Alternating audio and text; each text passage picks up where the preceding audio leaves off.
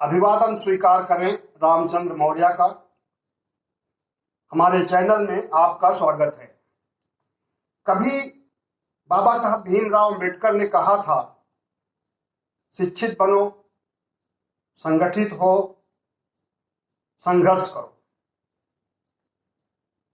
बाबा साहब ने संविधान दिया और उस संविधान में सबको बराबर अधिकार दिया।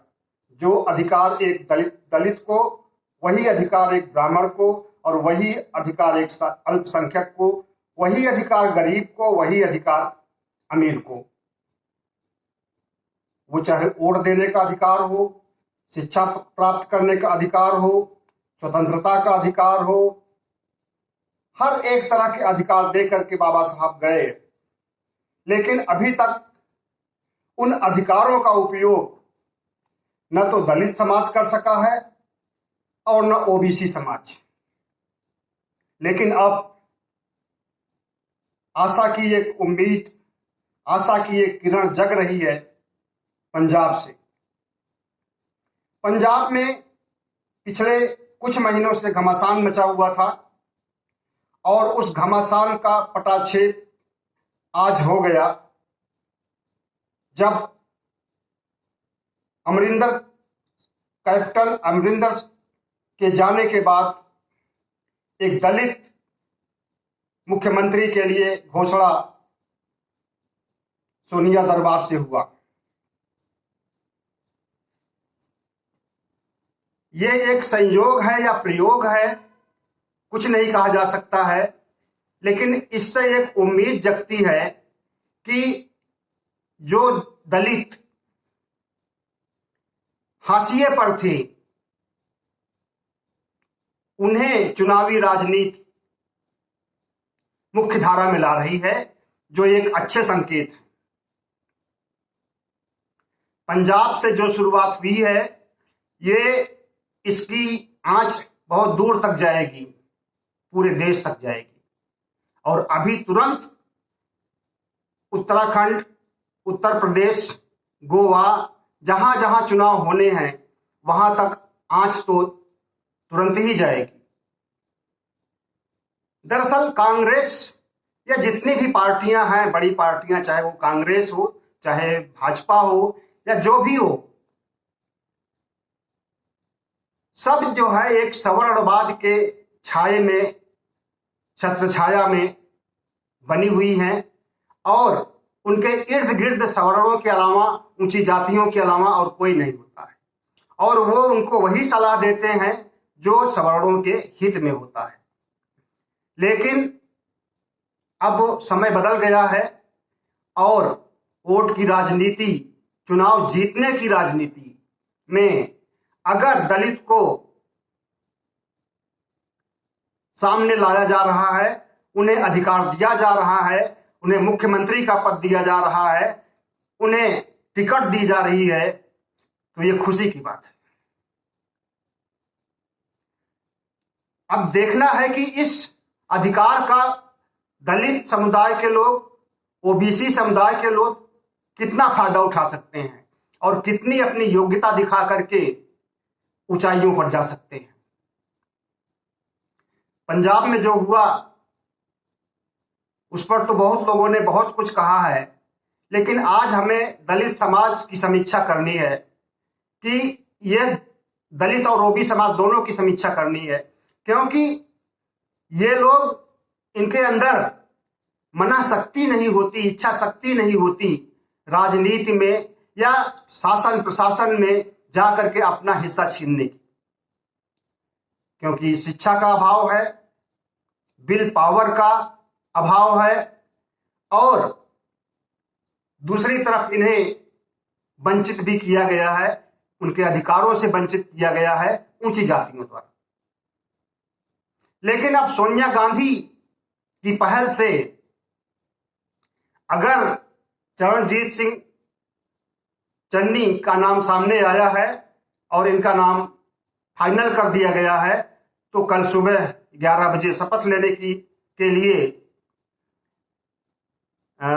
घोषणा कर दी गई है, तो अब इसमें निश्चित रूप से कोई परिवर्तन नहीं होना है।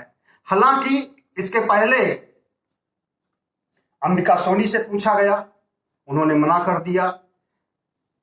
उसके बाद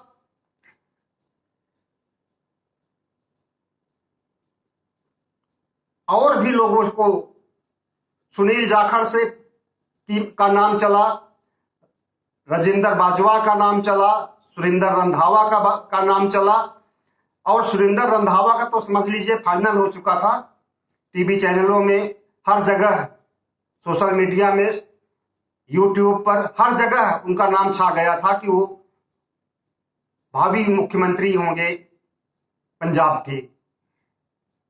लेकिन शाम आते आते चरणजीत सिंह चन्नी का नाम आया और उस पर मुहर लगा दी गई 10 जनपद द्वारा। तो शुरुआत तो अच्छी हुई है। ये वही जगह है जहां कांशीराम पैदा हुए थे, जहां कांशीराम पैदा हुए, पले बढ़े, अधिकारी बने और फिर नौकरी छोड़ करके राजनीति में आ गए थे। पंजाब में बहुत कोशिश किया उन्होंने कि किसी दलित को मुख्यमंत्री बनाया जाए, लेकिन सफल नहीं हो सकी। फिलहाल उनका सपना कहीं पूरा हुआ तो उत्तर प्रदेश में हुआ और वहीं से दलित राजनीति की शुरुआत भी हुई। कांशीराम ने ही दलित राजनीति की शुरुआत किया था। लेकिन कांशीराम ने जो शुरुआत किया था, उनकी परंपरा को मायावती सहेज नहीं सकी, उसको आगे नहीं बढ़ा सकी, बल्कि वो जय भीम से, नमो बुद्धाय से शुरू होकर के और जय श्री राम तक पहुंच गई है। अगर कांशीराम होते तो क्या वो जय श्री राम का नारा लगाने देते या त्रिशूल लेकर के मंच पर जाने देते? हमें तो नहीं लगता। लेकिन कुछ कहा नहीं जा सकता है, क्योंकि जब 3 बार मुख्यमंत्री बनी है तो उस समय भी इन्होंने बीजेपी जैसी ब्राह्मणवादी पार्टी का सहारा लिया था। मतलब जिसका इन्होंने विरोध किया वो विरोध दिखावा मात्र था। असलियत यह थी कि चुनाव जीतने के लिए जो भी कुछ साध्य के लिए साधन मिल जाए उसका उपयोग करना चाहती है। लेकिन एक चीज हम बता दें आज कि दलितों पर जो मायावती का कॉपीराइट था, शायद वो कॉपीराइट अब सोनिया गांधी ने छीन लिया है।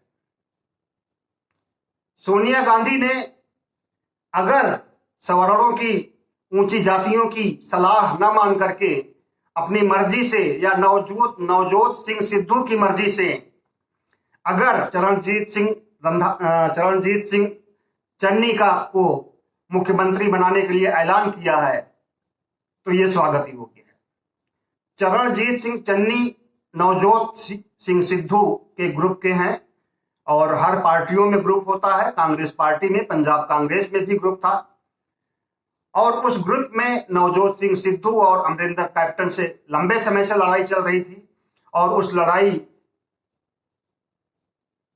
को कल खत्म कर दिया गया। कल पटाक्षेप हो गया। कैप्टन अमरिंदर की हार हुई और वो मुख्यमंत्री पद से हटा दिए गए। फिलहाल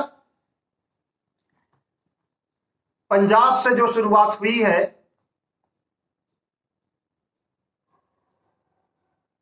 इसकी आग बहुत दूर तक जाएगी, इसका संदेश बहुत दूर तक जाएगा। अब सारे राज्यों में जहां पर कि दलित बहुल है, ओबीसी बहुल है, वहां पर दलित और ओबीसी को ही मुख्यमंत्री बनाने की कवायद होगी।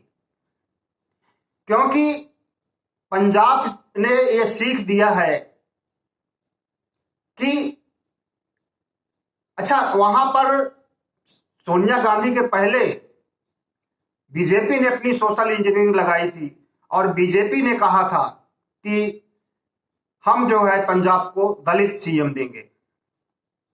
आम आदमी पार्टी के केजरीवाल ने भी कहा था कि हम डिप्टी सीएम देंगे। अकाली दल ने कहा था हम दलित सीएम देंगे। लेकिन ये लोग तो देंगे थे, भविष्य काल में जी रहे थे। सोनिया गांधी ने वर्तमान काल को ही ऐसा पासा फेंका कि सब चारों खाने चित्त हो गए। सभी पार्टियों में हड़कंप मचा है कि दलितों को और ओबीसी को इतनी अहमियत दी जा रही है, तो सवर्णों का क्या होगा, जो अभी तक शीर्ष पर थे, छाए हुए थे, मुख्यमंत्री के पद पर और भी दूसरे पदों पर, सेना से लेकर के अदालत से लेकर के हर जगह उनका वर्चस्व था। अब उनका वर्चस्व ढहने लगा है। क्या इस चीज को ब्राह्मणवादी ताकतें बचा पाएंगी? हमें तो नहीं लगता है। लेकिन जो हो रहा है वो सही दिशा में सही प्रयास हो रहा है और हर जगह उसका स्वागत होना चाहिए। और ओबीसी समाज को, दलित समाज को कमर कस के तैयार हो जाना चाहिए। अब उनकी बारी शायद आ चुकी है। पंजाब में जो हुआ वही हर जगह हो और वहां के दलित, ओबीसी, अगर दलितों का कॉपीराइट मायावती के पास है तो ओबीसी का कॉपीराइट अखिलेश यादव के पास है। लेकिन इस दोनों कॉपीराइट पर अब प्रश्न चिन्ह लग गए हैं। उधर मोदी जी मंडल को उठा लिए हैं और योगी जी कमंडल को उठा लिए हैं। तो मंडल को मतलब कि ओबीसी को मुख्य धारा में लाना, 27 मंत्रियों को बनाना और आरक्षण से संबंधित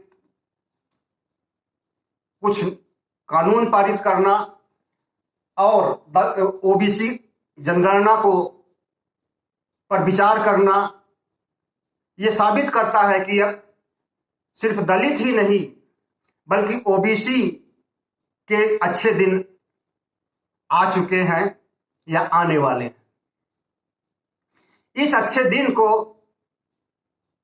किस तरह से हम और हमारे समाज के लोग, दलित समाज के लोग, ओबीसी समाज के लोग किस ढंग से इसको लेंगे, उनके ऊपर निर्भर करेगा। उनकी योग्यता पर, उनके संघर्षों पर, उनकी विचारधारा पर, उनकी सोच पर निर्भर करेगा। बाबा साहब ने जो संविधान बनाया था उसके अनुसार देरी तो हुई है मुख्य धारा में आने की, लेकिन बहुत देरी नहीं हुई है।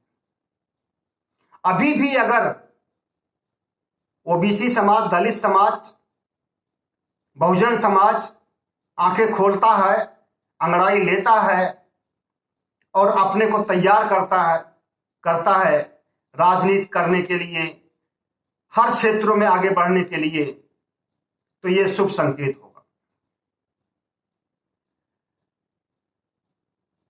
हमारा यह कहना है कि अगर ओबीसी समाज, दलित समाज, आदिवासी समाज, मूल निवासी समाज एक होकर के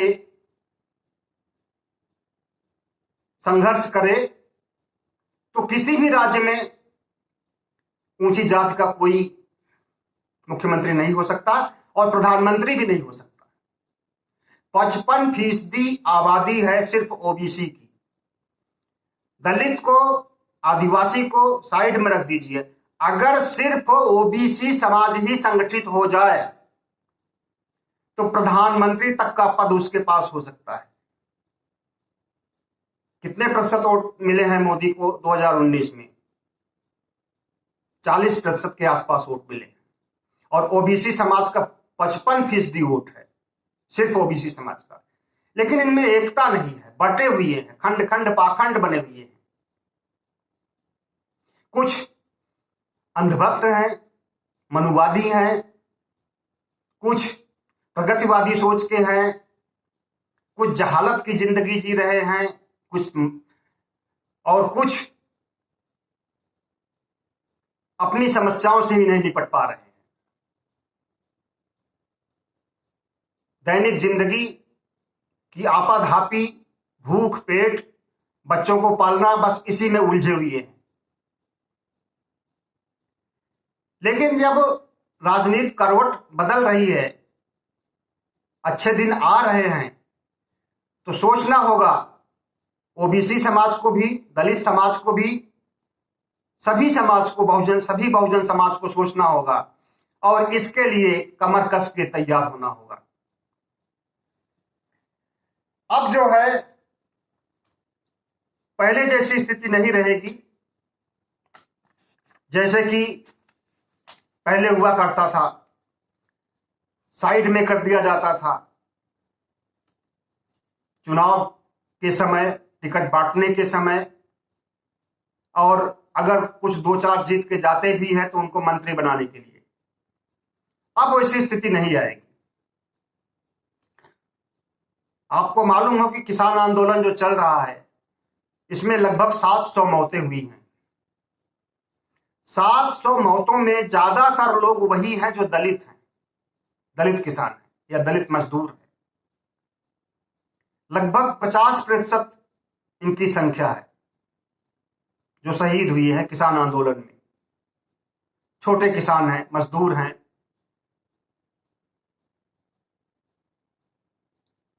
और इन दलित किसानों के संघर्ष को आप देखिए कि वो अपनी जान तक दे रहे हैं, और हम जैसे लोग घर में बैठ करके टीवी देखते हैं और ब्राह्मणवादी राजनीति को बढ़ावा देते हैं, ऊंची जातियों की राजनीति को बढ़ावा देते हैं, उनको वोट देते हैं, अपनी जात के लोगों को वोट देते हैं। इसमें अब इससे काम नहीं चलेगा, बहुत हो गया ये सब करते। गंगा में बहुत पानी बह चुका है। उत्तर प्रदेश का चुनाव होने वाला है। अब इसमें देखिएगा जो पंजाब से संदेश जा रहा है, दलित प्रश्न सामने उभर करके आएगा। अब दलित प्रश्न पीछा नहीं छोड़ेगा। एक कामयाबी मिल जाती है तो आत्मविश्वास बढ़ जाता है दूसरी कामयाबी के लिए, और जब आत्मविश्वास बढ़ जाता है, अंदर की ताकत बढ़ जाती है, तो कोई भी चीज नामुमकिन नहीं रह जाती। चरणजीत सिंह चन्नी अगर मुख्यमंत्री, जिस पंजाब में आजादी के बाद से आज तक कोई पिछड़ी जात का भी मुख्यमंत्री नहीं बना है, वहां पर दलित का प्रतिनिधि अगर मुख्यमंत्री बन रहा है तो बहुत अच्छी बात है, स्वागत योग्य। हाँ, तो हमारा यह कहना है कि अब वो समय आ गया है और उस समय का सदुपयोग करना है, पीछे नहीं हटना है। चुनाव जीतने के लिए राजनीति की जाती है और राजनीति में यह नहीं देखा जाता कि उचित क्या है और अनुचित क्या है। जरूरत पड़ने पर उचित साधनों का प्रयोग किया जाता है, जहां जरूरत पड़ती है वहां अनुचित साधनों का भी प्रयोग करते। अगर ये चीजें सीखना है तो मोदी जी से सीखिए कि वो जहां पर जाते हैं उसी के बन जाते हैं, जिस समाज में जाते हैं उसी में रम जाते हैं। बांग्लादेश जाते हैं तो बांग्लादेश की लड़ाई में शामिल होने और जेल जाने तक की बात कर देते हैं कि मैं जेल भी गया था। तो मोदी जी से सीखिए राजनीति करना और राजनीति में आइए। अभी तो चरण सिंह चन्नी आए हुए हैं, बाकी बहुत से चरणजीत सिंह चन्नी अभी समाज में है, उनके अंदर काबिलियत है, लेकिन उनको अवसर नहीं दिया गया है। अवसर को देने के लिए कोई आएगा नहीं, अवसर छीनना पड़ेगा। यहां तो सोनिया गांधी ने एक मास्टर स्ट्रोक चलने के लिए कि सब कह रहे हैं कि हम दलित को बनाएंगे, वो कहता हम दलित को बनाएंगे, वो तो इन्होंने मास्टर स्ट्रोक चल दिया और बना दिया मुख्यमंत्री। सिर्फ राज्य स्तर के चुनाव पर में ही नहीं, बल्कि 2024 भी नजदीक आ रहा है और लोकसभा के स्तर पर भी हमें कमर कसनी होगी। और हम कहते हैं कि अगर 55% ओबीसी, 15% दलित समाज के लोग और आदिवासी लोग, यानी सारे बहुजन लोग अगर मिल जाए तो बीजेपी की भी सरकार नहीं बनेगी, कांग्रेस की भी नहीं बनेगी, इसी गठबंधन की बनेगी। अगर सब लोग गठबंधन करके कोई एक फ्रंट खड़ा करते हैं, कोई मोर्चा खड़ा करते हैं, तो उनकी सरकार बनेगी। बस ये है कि मन में उमंग हो, जोश हो, आत्मविश्वास हो, तब। हाशिए पर गए दलितों को मुख्य धारा में आना ही होगा। बहुत टाइम बीत चुका है, बहुत समय बीत चुका है और बहुत ऊर्जा को नष्ट किया जा चुका है, लेकिन सही जगह पर नहीं नष्ट किया गया। अब ऊर्जा को सही जगह पर उपयोग करना, नष्ट नहीं उपयोग करना है। तभी जो है हम मुख्य धारा में आएंगे। और जब हम मुख्य धारा में आ जाएंगे तो जो हमारे ऊपर अत्याचार हो रहे हैं, अन्याय हो रहे हैं, हमारी बहन बेटियों से बलात्कार हो रहे हैं, हत्याएं हो रही हैं, सवर्णों का अत्याचार किसी से छिपा नहीं है, आए दिन होता रहता है, ये रुक जाएगा। तो हमारा यही कहना है कि अब कमर कसिए और उनको ये संदेश दीजिए कि दलित प्रश्न पीछा नहीं छोड़ेगा, पीछा नहीं छोड़ेगा। बहुत बहुत धन्यवाद। अगर वीडियो अच्छा लगा हो तो सब्सक्राइब कीजिए, शेयर कीजिए और हमारी आवाज को आगे तक पहुंचाइए। बहुत बहुत धन्यवाद, बहुत बहुत धन्यवाद।